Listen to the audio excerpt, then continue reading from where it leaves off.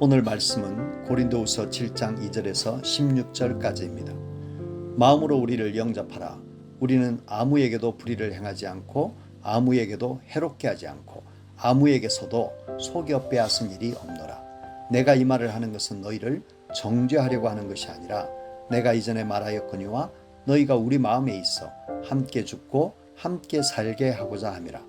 나는 너희를 향하여 담대한 것도 많고 너희를 위하여 자랑하는 것도 많으니 내가 우리의 모든 환난 가운데서도 위로가 가득하고 기쁨이 넘치는도다.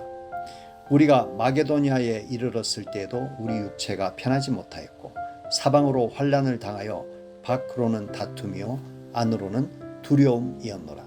그러나 낙심한 자들을 위로하시는 하나님이 디도가 오므로 우리를 위로하셨으니 그가 온 것뿐 아니요 오직 그가 너희에게서 받은 그 위로로 위로하고 너희의 사모함과 애통함과 나를 위하여 열심히 있는 것을 우리에게 보고하므로 나를 더욱 기쁘게 하였느니라.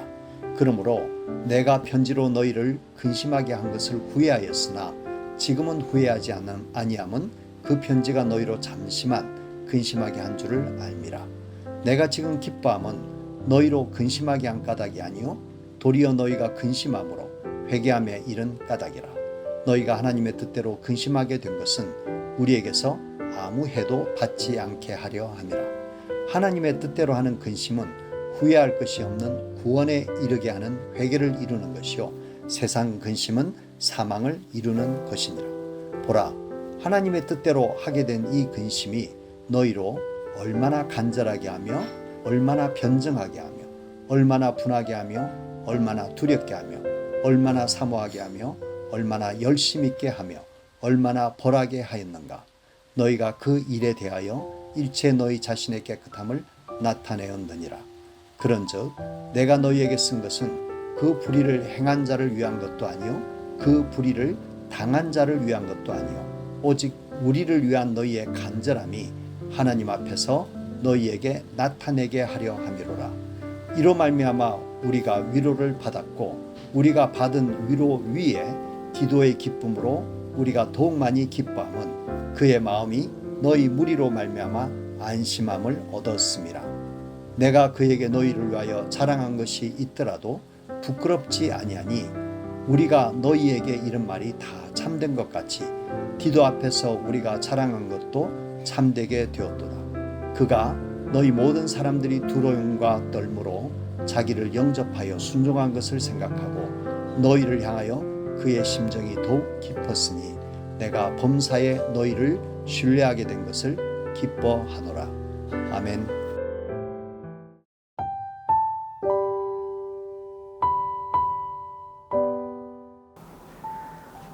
오늘 말씀에서 가장 많이 반복되는 단어는 근심입니다. 무엇이 고린도 교회 성도들을 근심하게 하고 슬퍼하고 아파하게 했나요? 바울이 고린도 전서와 고린도 후서 사이에 보낸 소위 눈물의 편지 때문입니다.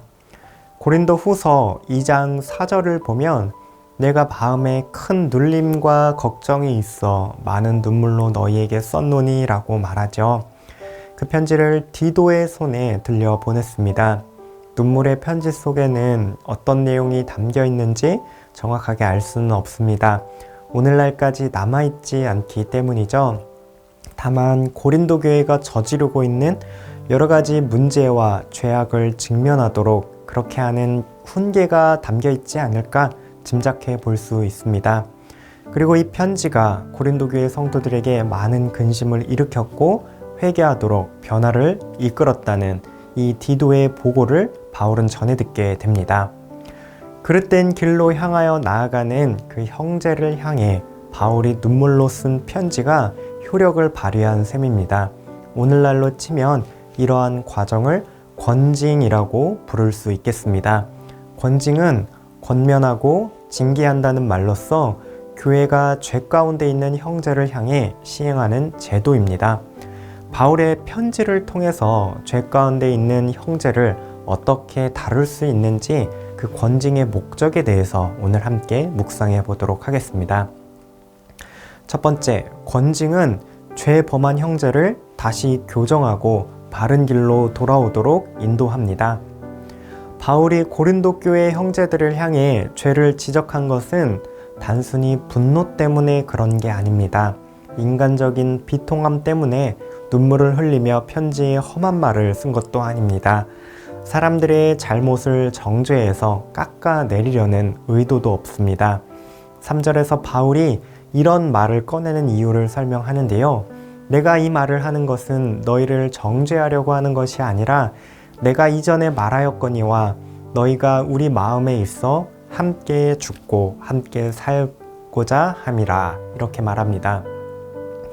바울은 고린도 교회 교인들을 마음에 품고 살아도 같이 살고 죽어도 함께 죽는 사이라고 힘주어 말하고 있습니다. 무엇보다 바울은 자기 형제들이 죄악에서 벗어나 생명 안에서 살아가기를 간절히 바라고 있습니다. 만약 바울이 고린도 교회가 어찌 되든지 간에 나는 복음을 전했을 뿐이고 너희는 이제 알아서 살아가라 하고 무관심했다면 어떠했을까요? 이 죄범한 형제들은 죄 가운데서 머물다가 회개할 생각조차 하지 못하고 어쩌면 교회를 떠났을지도 모릅니다. 10절에 보면 두 가지 근심에 대해서 이야기를 하고 있는데요. 하나님의 뜻대로 하는 근심은 후회할 것이 없는 구원에 이르게 하는 회개를 이루는 것이요. 세상 근심은 사망을 이루는 것이니라 이렇게 말하죠. 하나님과 상관없이 세상에서 하는 근심은 생명과는 아무런 유익이 되지 않습니다. 바울이 눈물의 편지를 보내지 않았다면 형제들은 하나님의 뜻을 알 수 없었을 것입니다. 그저 세상 근심을 따라서 죽음으로 향했을 것입니다. 그러나 바울이 쓴 편지는 하나님의 뜻을 깨닫도록 일깨웠습니다. 자신이 범하는 죄를 깨닫고 근심할 뿐만 아니라 다시 돌이킬 수 있도록 회개할 수 있는 기폭제가 되었습니다. 또 다른 권징의 목적은 무엇이 있을까요? 둘째, 권징은 다른 형제들이 비슷한 죄를 범하지 않도록 방지를 합니다. 누군가 죄를 범한다면 그것은 한 개인의 문제로만 그치지 않습니다. 교회는 한 몸이죠. 그렇기 때문에 서로 유기적으로 연결되어 있습니다. 바른 권징을 시행하는 것은 단순히 죄범한 당사자만을 위한 일이 아닙니다. 한 몸인 교회 모두를 살리는 일이 됩니다. 만약 범죄한 사람을 보고도 아무도 말씀으로 권하지 않는다면 다른 사람들도 그 모습을 보고 아하, 이 죄는 가벼운 것이구나 이렇게 여기게 될 것입니다.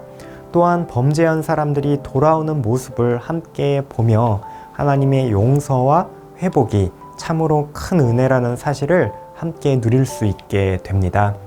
그래서 권징을 통해 교회 전체가 죄를 죄로서 바르게 인식하고 죄에서 회복시키는 하나님의 은혜를 누리게 됩니다. 그러한 은혜를 고린도 교회가 함께 누리게 되었는데요. 11절을 보면 보라, 하나님의 뜻대로 하게 된 근심이 너희로 얼마나 간절하게 하며 얼마나 변증하게 하며 얼마나 분하게 하며 얼마나 두렵게 하며 얼마나 사모하게 하며 얼마나 열심 있게 하며 얼마나 벌하게 하였는가. 너희가 그 일에 대하여 일체 너희 자신의 깨끗함을 나타내었느니라. 교인들이 함께 돌아보고 자신을 깨끗하게 하는 기회가 되었다고 말하고 있습니다. 이처럼 권징은 죄범한 사람들 뿐만 아니라 그가 속한 교회 모두에게 유익을 줍니다. 권징은 죄 가운데 있는 형제들로 하여금 하나님의 뜻을 깨닫게 합니다. 자신이 말씀에서 벗어난 그러한 삶을 살고 있음을 발견하고 하나님의 뜻 안에서 근심하여 회개할 수 있도록 힘을 줍니다. 우리는 죄 가운데 있는 형제를 발견하면 어떻게 해야 할까요?